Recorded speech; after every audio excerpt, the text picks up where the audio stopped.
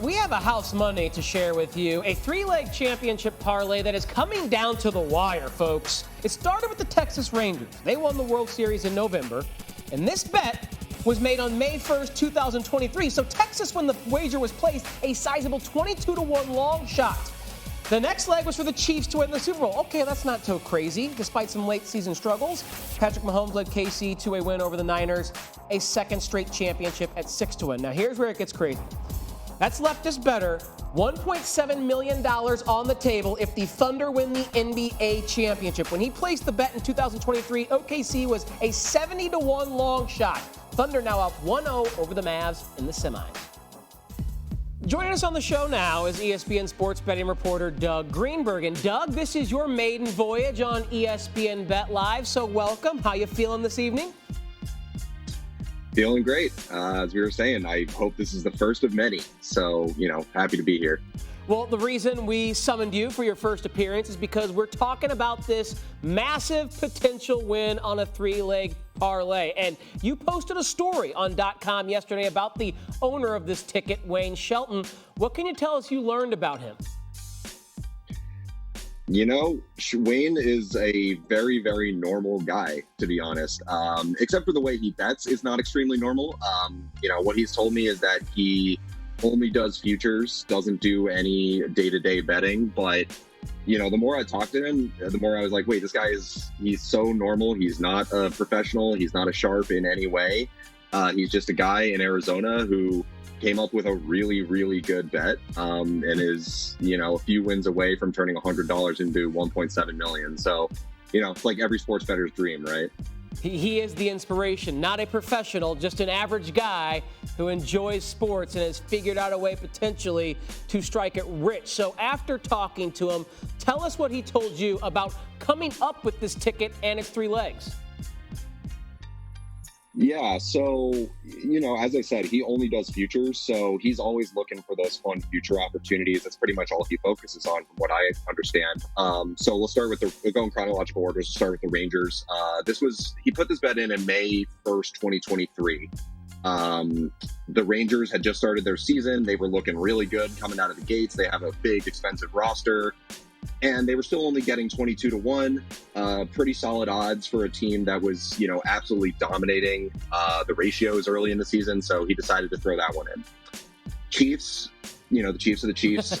They were one of the favorites going into the year. But he had a friend, or he had a family member who had just started following sports, had just started following the Chiefs. And kind of picked them as his team, and he's like, okay, cool, I'll throw them in. And then the last one is obviously the Thunder, and the Thunder was really the riskiest part of this play. And that was him just, the Thunder had just come out of the play-in tournament in 2023.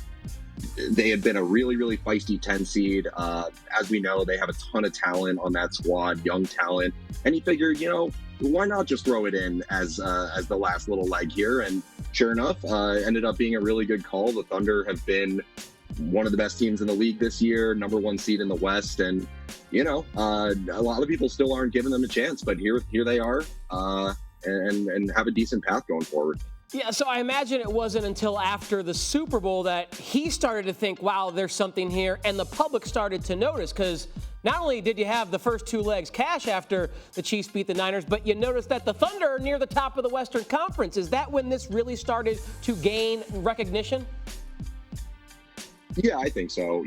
I think for him, as I understand it, with the way he only does futures, it's, when the Rangers hit, that's great. I'm sure he's hit lots of first legs on a three-leg before. So Rangers hitting, awesome. Then you get the Chiefs hitting, which, again, they were sort of chalky play, but once it sort of became reality, I think people in conjunction with the Thunder being really good, as you said, I think a couple media outlets picked up on it, a couple social media accounts, DraftKings themselves, where the ticket was placed. They sort of picked up on it on social media, and everyone started publicizing like, hey, there's this $1.7 million ticket out there that's only a Thunder away from cashing. So yeah, things really started to pick up from there. And, I got wind of this story a few weeks ago and wanted to really tell it from his perspective. So, it's how we got this pretty ordinary guy from Arizona, kind of becoming the star of the betting world right now. Yeah, and Doug, I think what people are so curious about is wondering what he's going to do here, because he has at the moment an option to cash this out at over $100K in profit. Now, tell us what you learned about his strategy going forward. Does he have a magic number in mind? Is he going to let it ride? What's he want to do? Just like every bettor's dream, he's playing it by feeling. That, from what he keeps telling me, I've asked him multiple times. I said, do you want to take one of these offers that's out there? Or do you want to take the cash out? Which, again, as you said, it's over $100,000. That's a ridiculously big cash out. He doesn't think that's necessarily what it's worth, though, and we'll get into his other options there. But he said he's just taking it day by day. He didn't want to do anything before the Thunder won their first round series. Totally understandable.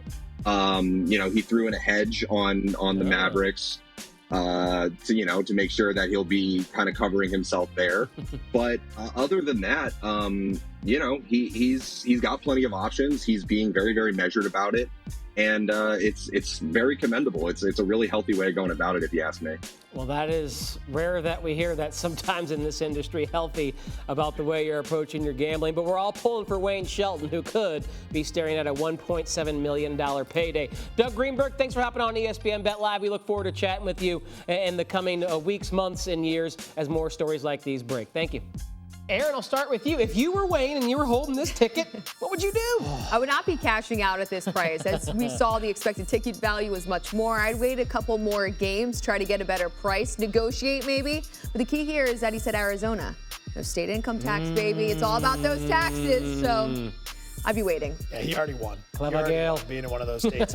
So first thing I'm doing two things right off the top. Number one, I'm trying to line up investors. I know that sounds goofy, but instead of looking to take a payout, there's a lot of guys in Vegas that would be very excited to get involved with this as your partner. Like, the reality is, instead of playing a bad payout here at 100K, line up with guys so you can just hedge, right? Work the hedge. You can get much better payouts on that. So that would be number one. Number two, I'd be doing nothing before tonight's game. I like OKC to win. They win that game, your percentages get better. Then roll it into game 3. They sweep the series, everything changes. Once you get to the next round, if you get to the next round, you have 2 series left. You could sit there, you could play a big hedge on, let's say it's Minnesota to win the series, Western Conference Finals. Price would be pretty good because OKC's solid. If you lose that, take that off the 1.7 million and then chop down the middle what's left by playing Boston on the other side. But again, you're going to need a big bankroll to do that. So, Derek and Circa, wink, change somebody's life. But there's plenty of guys in Vegas, this is public information right now. Everyone knows about this. You would be able to find people who would want to go in as a partner. This is why it pays to be Joey ringside at those UFC events in Vegas. You know people in high places. You hobnob with those people who are in that upper tax bracket. The thing is, I know them. I just never have this opportunity for them. Well, Wayne Shelton, we're pulling for you. Best of luck.